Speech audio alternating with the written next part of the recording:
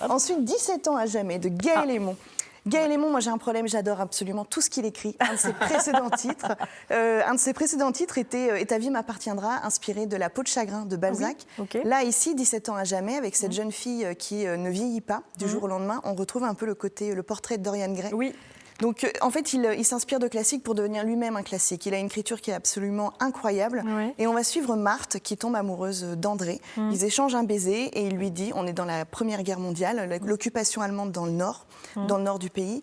Ils échangent un baiser, il lui donne son bracelet de naissance, là, André, et il lui dit, j'emporte avec toi mon reflet. Sauf qu'en fait, il annonce ça, mais c'est au sens propre comme au sens figuré. Marthe ne se voit plus dans aucun miroir. Et en fait, avec ça, du coup, elle ne vieillit pas non plus. Donc, on va la suivre. Ah, la chance. Mais lui, il disparaît, attention, parce que du coup, il fuit la guerre. Donc, elle se dit, pour retrouver mon reflet, il faut que je retrouve mon amour de jeunesse. Et donc, elle va traverser les 2 guerres mondiales. C'est absolument fascinant. Il a fait un travail historique de dingue, avec cette occupation des Allemands dans le nord du pays pour la Première Guerre mondiale. Pendant la Seconde Guerre mondiale, on va découvrir les camps de concentration, les premiers pour les étrangers. Donc, il y a vraiment pas mal de parties historiques qui sont méconnues et qui sont très intéressantes. Il a une écriture incroyable. Pour les grands, même pour les adultes. Hein, oui, c'est vraiment pour les adultes aussi.